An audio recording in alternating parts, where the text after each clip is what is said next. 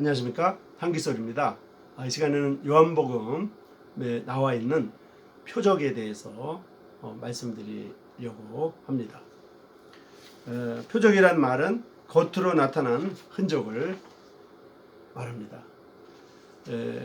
예수님의 기적들이, 예수님의 표적들이 예수께서 하나님의 아들이심을 겉으로 드러내주는 그러한 증거들이었습니다.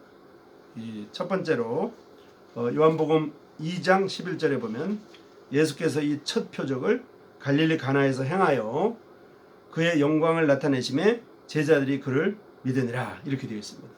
요한복음 2장 11절에는 첫 표적이 나오고 있습니다. 예수님께서 갈릴리 가나 혼인잔치에서 물로 포도주를 만드셨던 바로 그 표적을 첫 표적이라고 이렇게 말씀하시고, 이것이 그분의 영광을 드러냈다. 그래서 제자들이 그분을 믿게 되었다, 이렇게 말씀하고 있는 것입니다. 두 번째는 이제 요한복음 4장 54절에 보면 행하신 두 번째 표적이라는 표현이 나오거든요. 이것이 바로 두 번째 표적인데, 이 표적은 왕의 신하의 아들을 살리신 표적이었습니다. 자, 이제 표적이란 단어가 예수님께서 하나님의 아들이심을 증거하는, 그분의 영광을 드러내는 일들이었다고 하는 것을 말씀을 드릴 수가 있습니다. 요한복음에는 이러한 표적이 7가지가 나옵니다. 첫째, 둘째는 첫 번째, 두 번째라고 표현되어 있지만은 나머지는 몇 번째라고 표현되어 있지 않기 때문에 그 7가지를 한번 살펴보겠습니다. 첫 번째 표적은 이제 물로 포도주를 만들었던 표적인데요. 물이라고 하는 품질이 포도주라고 하는 품질로 변화되는 것은 사람의 인력으로 되지 않는 일인데, 예수님께서 이 일을 행함으로 말미암아 예수님께서 하나님의 아들이심을 증거하고 있습니다. 자, 그 다음에 두 번째는 요한복음 4장에 왕의 신하의 아들의 열병을 고치시는 표적이 나오는데요. 이 두 번째 표적을 행하실 때도 갈릴리 가나에 예수님이 계셨고요.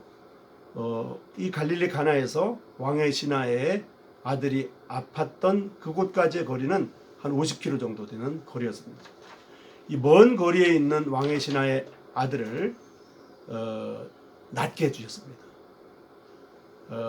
이 거리 문제를 해결하신 예수님이 바로 하나님의 아들이심을 증거하고 있는 것입니다. 세 번째는 38년 된 베데스다 연못의 안전병해를 일으키시는 표적인데요. 이것은 요한복음 5장에 나옵니다. 38년이나 된 병자를 낫게 하는 일은 인간으로서는 할 수가 없는 것입니다. 38년 동안 병이 걸리면 그 질병이 이미 굳어져 가지고 더 이상 고칠 수가 없게 됩니다. 그런데 이 38년이라고 하는 긴 시간 문제를 해결해 주신 분이 바로 예수님이셨습니다. 예수님이 이 일을 통해서도 그분께서 하나님의 아들이심을 증거하고 있습니다. 그 다음에 네 번째는 요한복음 6장에 보리떡 5개와 물고기 2마리로 5,000명을 먹이시는 표적이 나옵니다. 보리떡 5개와 물고기 2마리. 이 음식을 나눠줄 때마다 계속 양이 늘어났습니다. 이 양적인 문제를 해결하시는 분이 바로 예수님이셨는데, 이를 통해서도 예수님께서 하나님의 아들이심을 증거하고 있습니다. 그 다음에 5번째는 동일한 요한복음 6장에 나오는데요. 물 위를 걸어가시는 예수님이 기록되어 있습니다. 제자들이 보는 앞에서 바닷물 위를 걸으시는 예수님. 이 일은 중력의 문제를 이 우주에, 이 지구에, 또 우리가 살고 있는 땅에 모든 곳에 적용되는 중력 문제를 해결해 주신, 중력에 역행하신 예수님의 기적을 통해서 예수님이 하나님의 아들이심을 증거하고 있습니다. 자, 그 다음에 여섯 번째는 요한복음 9장에 나오는데요. 날 때부터 소경인 자를 눈뜨게 하신 표적이 나오고 있습니다. 날 때부터 소경된 사람, 이 사람은 운명적으로 아무것도 봤던 경험이 없고 운명으로 받아들여서 평생 동안 그 운명에 맡기고 살아가는 이 사람을 눈뜨게 하셨습니다. 이 운명 문제로 살아가는 많은 사람들이 있습니다. 비단 소경뿐만 아니라 이 운명의 문제를 해결하신 분이 바로 예수님이셨고, 이 표적을 통해서 예수님께서 하나님의 아들이심을 증거하고 있는 것입니다. 자, 일곱 번째는 요한복음 11장에 나오는데 죽은 나사로를 살리시는 표적입니다. 이 죽음 문제는 한번 죽는 것은 사람에게 정해졌기 때문에 죽음 문제에서 벗어날 수 있는 사람은 이 땅에 없습니다. 인간이라고 하면 모든 사람들이 한번 죽게 되어 있는 것입니다.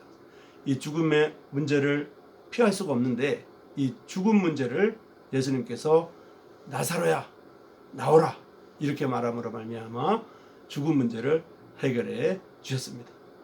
이 죽음 문제를 해결해 주심으로 예수님의 이 놀라운 표적은 예수님께서 하나님의 아들이심을 놀랍게 증거하고 있습니다.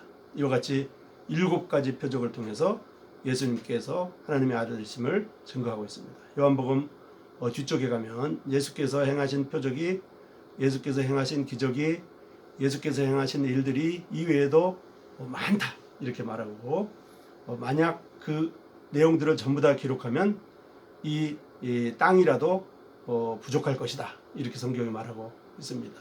이 모든 표적들과 이 모든 기록들은 예수께서 하나님의 아들이심을 증거하고 있습니다.